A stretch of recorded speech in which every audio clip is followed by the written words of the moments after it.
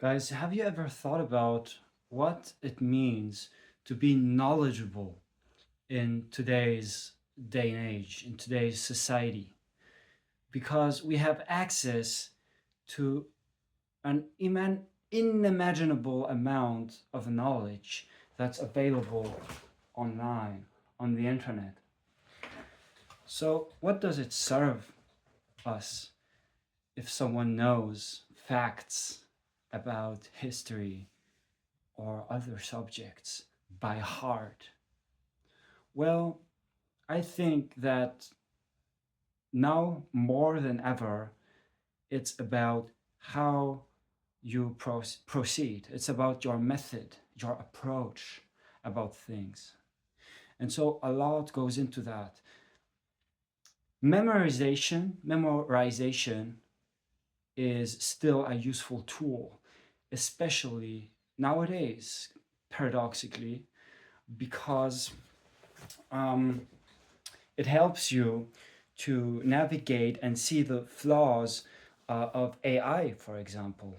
Um, if now I ask something to ChatGPT, maybe it's going to, you probably, you watching this know that if like ChatGPT is giving you an answer, it wants to kind of go in your direction. And it also doesn't have to be um, politically wrong or politically incorrect. And there's like a shadow above my eyes when I film from there. It would be actually cooler to film like this.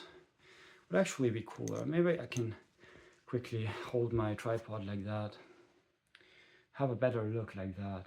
But yeah, so I think that the way that like it's good to like memorizing things is good for being able to organize yourself too, and to be able to see through like the flaws or biases that come with AI, fake news, and is, for example, the ability. I think that nowadays, so what's being knowledgeable in the face of news is, for example, being able to identify fake news based on some method, based on some intuition too. Intuition is bases itself on experience. So I talked about this in one of my shorts. The difference between instinct and intuition lies in in like the fact that instinct is really a physical, like a gut feeling. Um, it's still linked to like sensibility. You have to be able to listen to yourself, to your body in that case. Um, but intuition is very subtle and it bases itself on previous experiences and what you've like learned out of it. And so I feel like more like okay, we maybe like the whole route memorization aspect is less important, but for the reason that facts are easy to look up. But if you don't know I mean, probably if like, so this is like a competitive thing.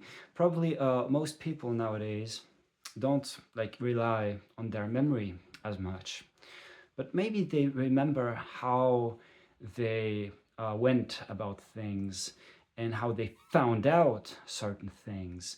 And so that's still a form of memory. There's lots of different memories. There's like the long term memory that you don't even lose, even if you have not Parkinson's disease, but if you have Alzheimer's disease. For example, remembering a song, like the lyrics of a song, like elder people who have Alzheimer's uh, can like um, go back to the time they learned these songs, right? Not making the S interdental thongs. And I do the same with tongue somehow. Sometimes I say tongue, doing the interdental sound. Anyways, yeah, so memorization, root memorization, it can help you to like sometimes also like as a security. Let's say you are getting interviewed about like a certain topic and like about a very specific thing, but you don't know much about that specific thing. If you have lots of general knowledge, maybe you will have an idea about it though. Like if you know maybe some like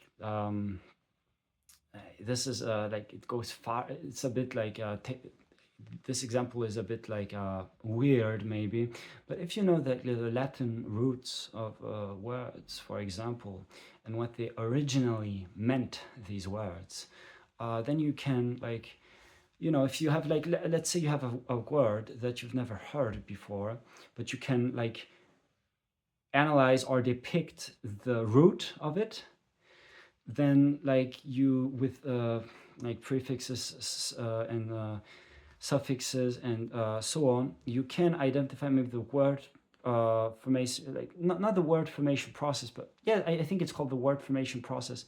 And like this, you can analyze like rest, like rest, and then you have restaurant, a restaurant. So a restaurant, restaurant. So rest means to like rest, you know, and like, so it's a place where you like rest and have food. And I don't even know if that's like the real origin, but I would bet. And you could probably do this with a lot of words, with a lot of your general knowledge can always serve you. So that's why I like trying to still remember some facts. Now, I'm not actively doing that, but I oftentimes I try to keep like a thought line of like what's been going on the previous, like let's say week, during the day, and then what's ahead of me and what's the next coming up in the next weeks, and what's been. So I keep almost like a calendar in my mind, but it's not like a written calendar such as this, like this one, but it's like a calendar that you would that get this feeling of, you know, like intuition. I've seen that, I think I've heard that before, because I've also heard that you need to forget something 7 times to remember it forever. Now, I don't know if these like 7 times, like if they're really, you can back this up with like study, probably. Like this doesn't really make sense. I mean, probably sometimes depending on like the situation, you remember it instantly, and something else you have to always like refresh it. Like, but this would be the case with skills. Now, skills are a little different, and that's why I think that like our society is going to value skills more than like just knowledge, just like ingurgitating and regurgitating things, and being able to process this knowledge is what's required. It's the skill of being able to simplify, also to simplify the knowledge you've heard about. Notice how when I'm like this, the light is coming from like above, and with my like eyebrows, there is shadow in my eyes. Now, if I hold it like this, there is light in my eyes, so there is like a kind of like a, I don't know if you say like a glimpse in my eyes. I don't know if you. Anyways, I could look it up, but this will kind of interrupt the video. But yeah, so I think that working on like some particular little skills that you maybe have found out for yourself for whatever you're doing can be really helpful. A little skill such as like how to take a screenshot, and like, you know, like this is like very basic, but like how to quickly take a screenshot of just what you want on the screen. So that, for example, is something that it comes with like kind of like experience and lots of little skills like that. And then if you have some like so, if you have some factual knowledge, that's good. But nowadays you can look it up. Now, being able to look something up is it's kind of like misleading. The fact that we have access to all of this information, it's kind of it ça induit en erreur, we would say in French. So induire en erreur means I can look it up. So erreur means error and like a mistake. And induire means that, induire en erreur en anglais, yeah, to mislead, to mislead. Yeah, so I also hope that you like the new girl end I have behind me with the smiley faces. And yeah, I might take this other one like off because I have a couple of garlands like this. I can use them for like different types of occasions. I also have like a Halloween garland. Let me show you. But this one I wouldn't like, wouldn't really fit anymore at this time of the year. This one, right? Then I have this one too. I might buy one like one of these light garlands. So in German they call them LED lamps. And one day a student of mine didn't understand that in English you wouldn't say LED. He didn't understand that when you would say an LED, because in German we say an LED lamp, for example, LED light, I wanted to say, not lamp, it doesn't exist, lamp. LED lighting, right? But if like, yeah, so L in German you say just LED, and this initialism like means an LED light. But so I had a student one day, he didn't understand because LED is also an initialism. The not yeah, abbreviation LED. So I can type initialism, and it is light emitting diode. And so he didn't understand that LED being an English initialism, that you couldn't just say an LED. Why? And I don't think you say an LED in English. I didn't. So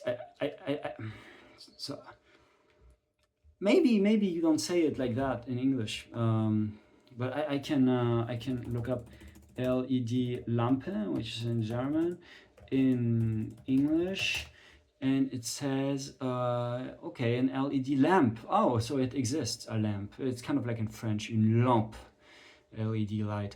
Yeah, but I'm always switching back and forth between French, German, and English.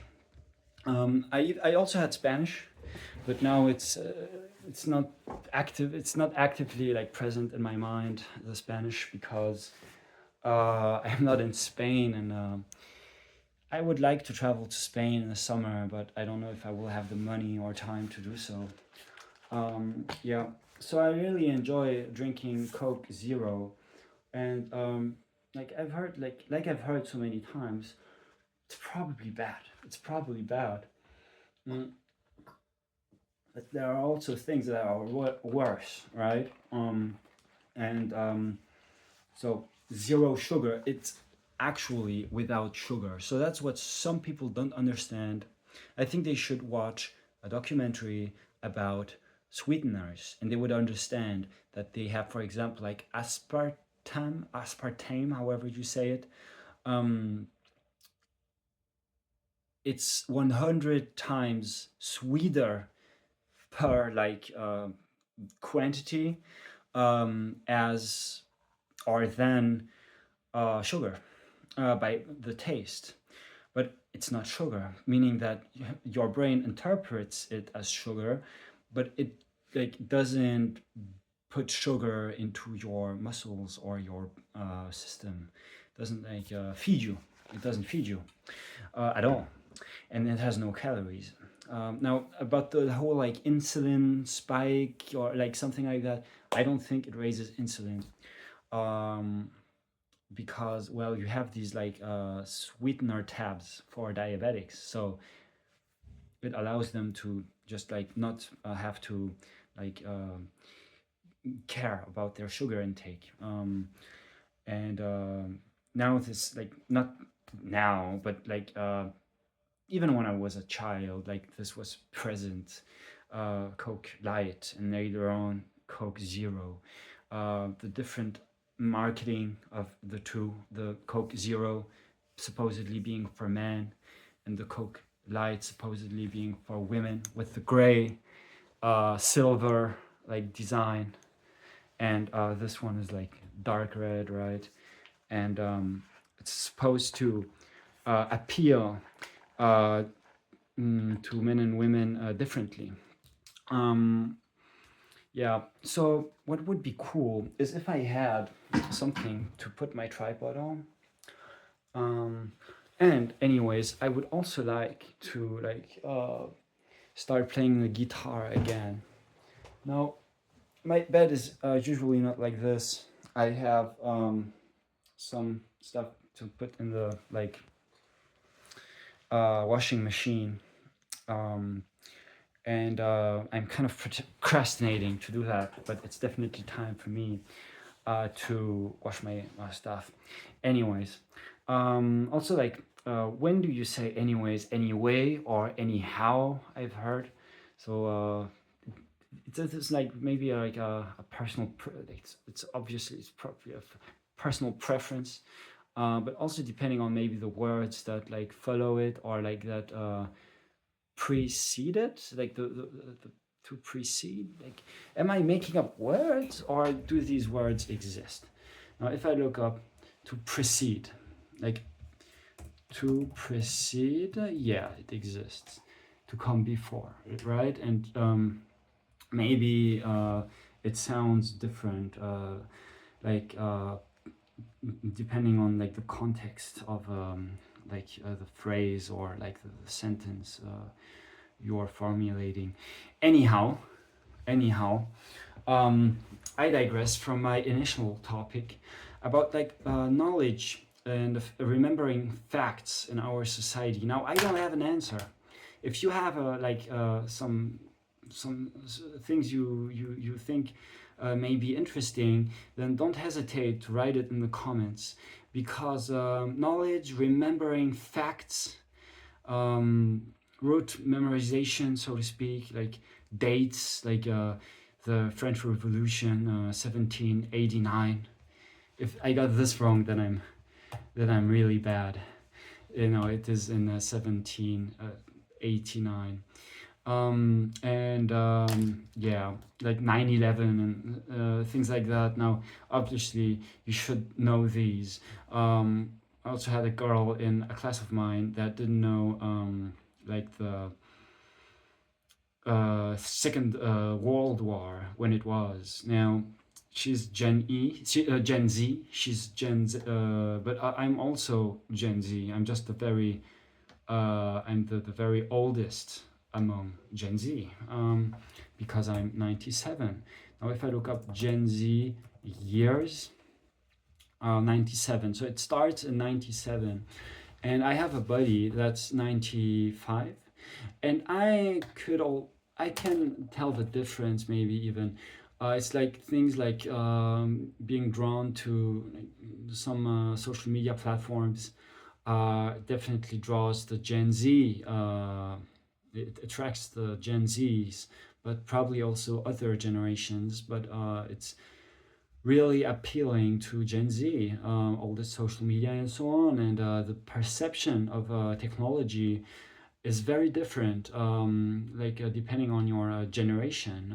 So this different view and approach to technology makes different generations like Gen Z, millennials, Gen X, boomers too. Okay, so why are they boomers too? I can look up also boomers 2, boomers 2, um, there is no like real results. So it's interesting when I say there is no results. I could also say there are no results, but there is no results, even though results is plural. Now, when I'm talking about results in that sense, I consider results as a thing. And so that's why I'm saying there is no results. Now, it's not wrong because of that. And there's also there's the prescriptive approach of linguists, and there's the descriptive approach of linguists. So in the prescriptive, linguists will come up with certain rules about how language should be used, and standard rules like about language and like right or wrong, like this way of like saying or like speaking or saying like this is wrong because it's, for example, like bad grammar. But in the so in the descriptive approach, linguists just analyze language as it's used by speakers, because language also evolves. So that's how dictionaries and so on always like have a new edition. They have always new editions and so on, new words and others that like disappear from the dictionary and so on. And yeah, so that's interesting. But if like you have some specific things in mind about knowledge and how to process knowledge in this day and age, and how to, because if you've been listening until now, you probably have like sensed that I don't know what like how to.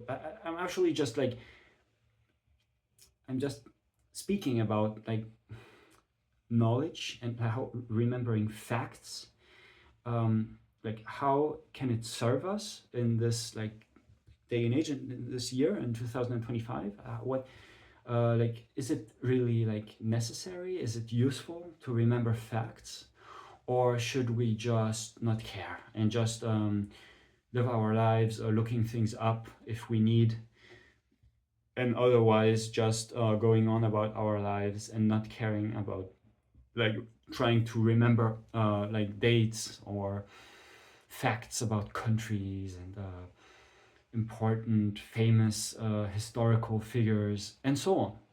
So let me know in the comments, and so that we can exchange ideas. And otherwise, I'm going to do my laundry. It's really time. And I hope you enjoyed the video, and as always, enjoy. Bye bye.